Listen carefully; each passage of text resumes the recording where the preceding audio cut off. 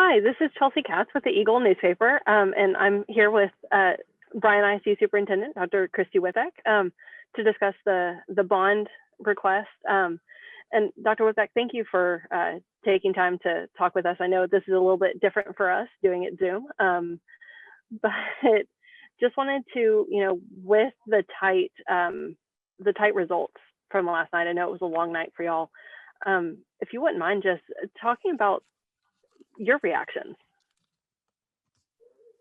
Well, I will tell you that I don't think we expected it to be quite as tight as it was, but when we stop and really think about and reflect what's all been happening over the last 6 months, one, we need to remember that we intended for this to be a May election and for it to be more of a standalone. And then when COVID happened, everything got pushed. As a reminder, we did ask the governor to do a special election in August, and we were denied, as were other school districts in the state. And then that put us on top of the presidential.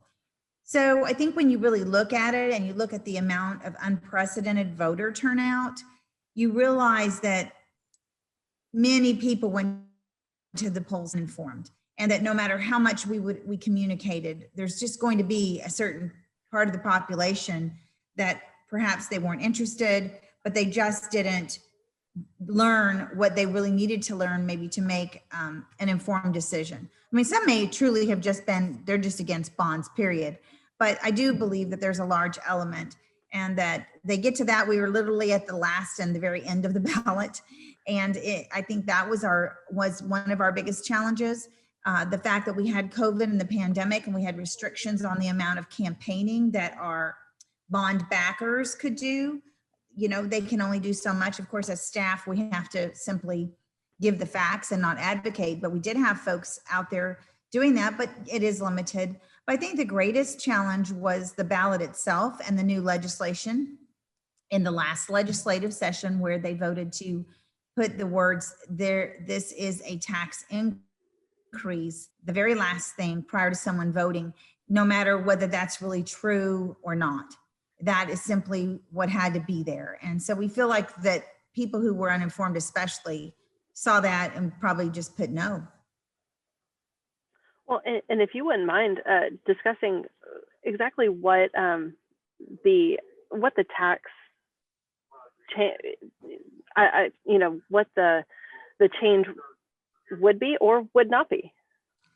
Well, for example, everything is based off of the rate that you tax, a property owner. So for example, I think in Bryan ISD, it's very important to note that our Board of Trustees has lowered the tax rate 11 cents over the last 3 years, and 3.75 cents just in August. So anyone who's been taxed until they just got their bill, like within the last week or two, would they have even felt that 3.75 reduction? So it depends on really where you are in terms of your appraisal. But I can give you my own home example. In my home, I looked at my brand new one, and our property values had gone up considerably, more than I probably think if I sold my house tomorrow I would get. But my property taxes for BISD did not go up. And that's because that rate had gone down. And what we said to the voters was that if this bond would pass, our rate would still remain at $1.23.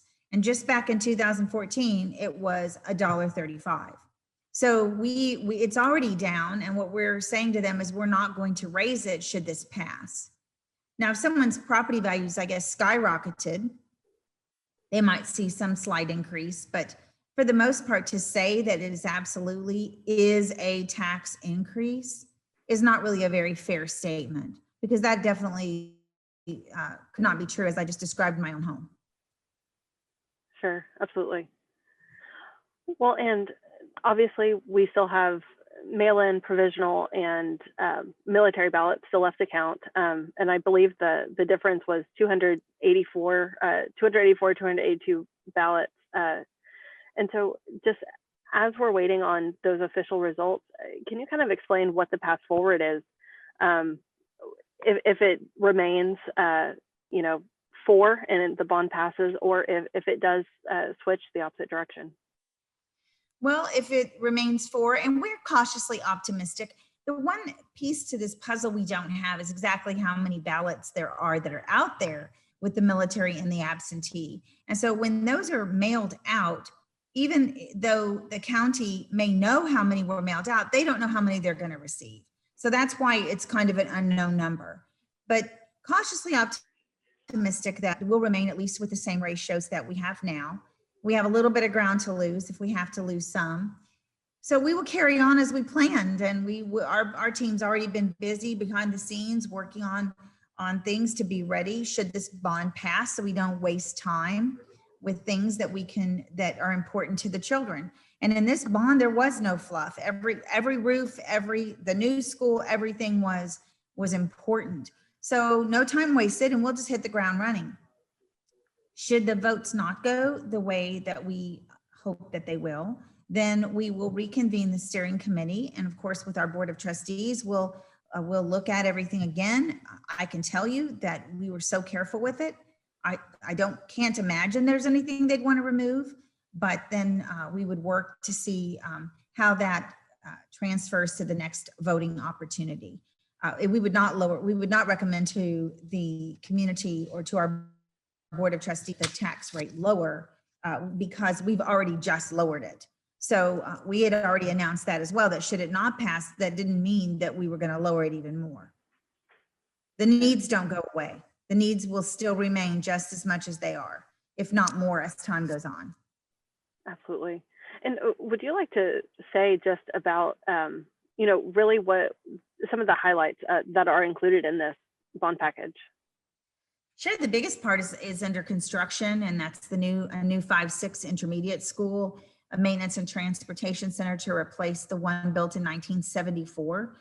It also includes 14 classrooms and restrooms for Rudder High School to replace a lot of portables, includes an SFA annex, at least 8 new roof replacements, maintenance on our older buildings to keep them up to par with ADA codes and HVAC systems so that they're at the same standard as our newer schools.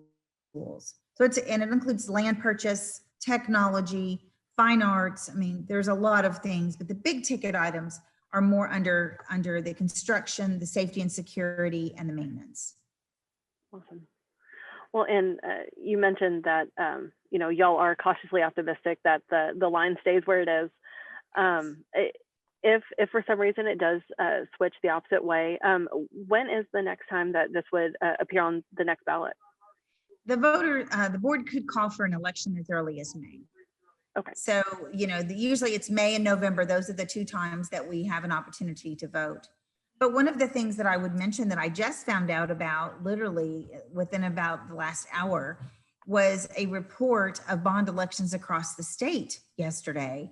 And it was a record low in passage across the state with about 51-point-something% across the state passed. And that those that passed, the margin was considerably less than it normally is. Like what used to be maybe average in the 60% ranges was all averaging in the low 50s. For clarification, the report stated that 57% of school bonds in the state passed. Of 70 propositions, 40 passed, according to information provided by Dr. Whitbeck. So I guess that makes me feel at least that we're among company of many other districts. I can think of many that had failed bonds that are in fast growth areas and that you don't usually see that. So I know that I do believe that this language on the ballot and the combination of being put on a presidential election where people really went for a different purpose as their number one priority, I think those hurt everyone. And clearly by that new data, it does show that. Absolutely. Well, and I think that you've touched on everything I was hoping to ask you about this afternoon. Is there anything else that you'd like to say about this bond election and the unofficial results? I would just say that, this bond, it was a collective effort. It was collaborative in its development, and there was no fluff in it, and the needs will not go away. But I believe personally, as a taxpayer, even though like I'm an empty nester now, I believe that it is our moral imperative to take care of the children. that come up the ranks, whether we have them in our home right now or not.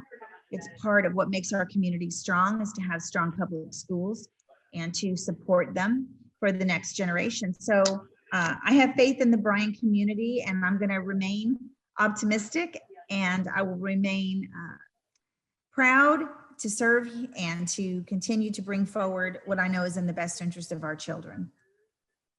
Fantastic. Well, thank you so much for joining us this afternoon. I really appreciate it. Oh, thank you, Chelsea. As always, we appreciate you. Thank you. Take care.